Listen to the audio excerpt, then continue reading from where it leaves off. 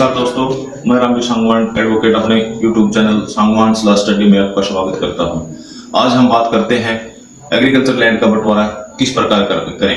इस प्रकार की कानूनी जानकारियों के लिए आपने अभी तक हमारे चैनल को अगर सब्सक्राइब नहीं किया है तो प्लीज सब्सक्राइब कर लें।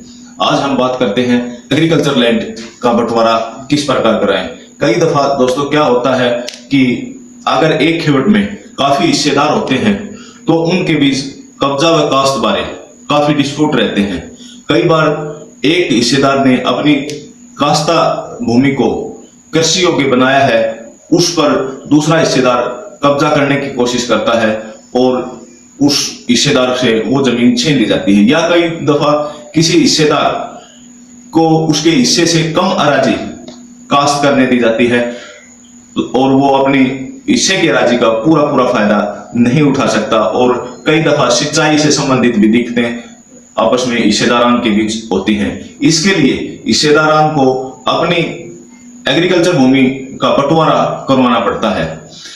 एग्रीकल्चर भूमि का बंटवारा करवाने से पहले हमें कुछ डॉक्यूमेंट्स की जरूरत होती है, जैसे एट प्रेजेंट जमाबंदी, पेंडिंग म्यूटेशन, सिजरा एक्स, एसमाई मालकान, ये तमाम कागजात निकलवाकर फिर हम एक अर्जी दायर करते हैं बंटवारा के लिए। अर्जी बंटवारा की दायर करने से पहले हमें कुछ ऐसी बातों पर विशेष रूप से गौर करनी होती है जिससे कि जिस अराजी पर हमारा कब्जा होता है वही अराजी हमें मिल सके। इसके लिए दोस्तों हमने अर्जी दरखास्त फाइल करने से पहले कुछ सावधानियां बरतनी होती हैं, जैसे कि अर्जी दरखास्त में जितने भी हिस्सेदार जमाबंदी में होते हैं उन सभी हिस्सेदारों की जितनी अराजी होती है उसको शामिल करके संपूर्ण अराजी का बंटवारा करवाना होता है। अगर हम कुछ अराजी छोड़ देते हैं और कुछ अराजी का हम बंटवारा करवाना चाहते हैं तो वो ऐसा बंटवारा पार्शियल पार्टीशन की बिना पर हमारा खारिज हो जाता है। तो जितनी भी अराजी एक हिस्सेदार की है उसको पूरी अराजी का मुकदमा फाइल करना चाहिए। अगर किसी हिस्सेदार का अर्जी दरखास्त फाइल करने से पहले देहांत हो जाता है तो उसके कानूनी वारसान को उसमें शामिल करना चाहिए। तीसरा, अगर अर्जी दरखास्त हम फाइल करते हैं तो उसमें प्रार्थी को अपना हिस्सा अवश्य दर्ज करना चाहिए। इसके अलावा अगर किसी हिस्सेदार ने जो बंटवारा की दरखास्त फाइल करता है अपने हिस्से की अराजी में कोई मकान बना रखा है, ट्यूबवेल है, बगीचा है या कोई समाध है आदि का विवरण भी हमें देना चाहिए। फिर दोस्तों हमने ये देखना होता है कि बंटवारे की अर्जी कहां लगाई जाए। बंटवारे की अर्जी सहायक कलेक्टर द्वितीय श्रेणी के पास लगाई जाती है, जिसको बंटवारे के अख्तियार भी होते हैं। बंटवारे के अख्तियार के साथ वहां हम अर्जी फाइल करेंगे। अब बंटवारे की प्रक्रिया कैसे चलती है। बंटवारे की प्रक्रिया दोस्तों समरी ट्रायल होती है। इसमें मुकदमे का जल्दी तारीखें लगाकर फैसला करना होता है।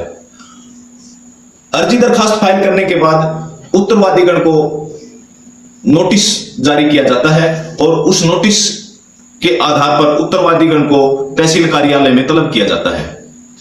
उत्तरवादीगण के पेश होने के उपरांत अगर किसी हिस्सेदार को उस बंटवारा पर कोई ऐतराज है तो उसके ऐतराज लिए जाते हैं। ऐतराज में अगर कोई क्वेश्चन ऑफ टाइटल अराइज होता है तो वो क्वेश्चन ऑफ टाइटल अराइज करना चाहिए और उस पर तहसीलदार के द्वारा क्वेश्चन ऑफ टाइटल का फैसला किया जाता है। और फैसला करने के बाद नक्शा कै मंगवाया जाता है जिसमें कुल कितनी जमीन है, किसका कितना हिस्सा है, ये दर्ज होता है। उसके बाद दोस्तों जब नक्शा कै आ जाता है तो सभी हिस्सेदारान के बयान दर्ज किए जाते हैं जिसने अपनी अराजी की अलग खेवट बनवानी है। वो बयान दर्ज करने से पहले हिस्सेदारान को एक बात पर विशेष रूप से ध्यान देना चाहिए। बयान दर्ज करते समय अपनी अलहदा खेवट बनवाने का बयान दर्ज करवाना चाहिए। कब्जा व किस्म का ध्यान रखते हुए मकानात हैं, दरख्तान हैं, समाद है, बगीचा है और रास्ताजात और नाला आदि की सुविधा की डिमांड करनी चाहिए।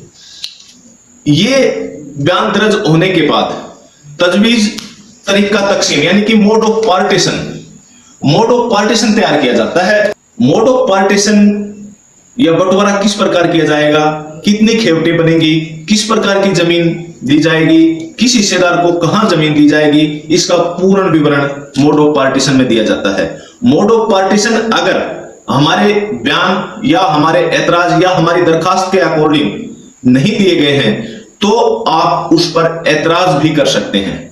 ऐतराज का पूर्ण रूप से सुनवाई करने के उपरांत नक्शा ख के लिए सहायक कलेक्टर द्वारा गिरदावर के पास आदेश भेजे जाते हैं।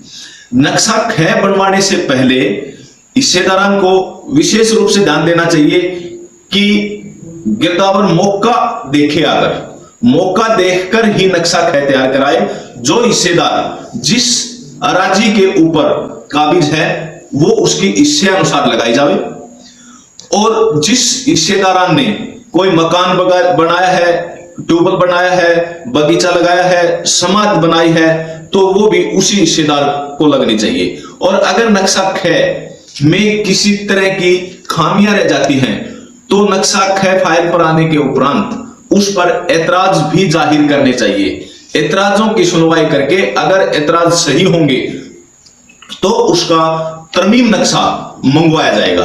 तरमीम नक्शा मंगवाने के बाद अगर नक्शा ख मंजूर हो जाता है तो नक्शा ग के लिए पटवारी के पास आदेश भेजे जाते हैं। नक्शा ग में खेवट खतूनी जो नई बनी है वो दर्ज होती है। उसमें किस हिस्सेदार का कितना हिस्सा होगा, कुल कितनी जमीन होगी, रास्ताजात की कितनी जमीन होगी, ये उसमें पूर्ण रूप से विवरण दिया होता है।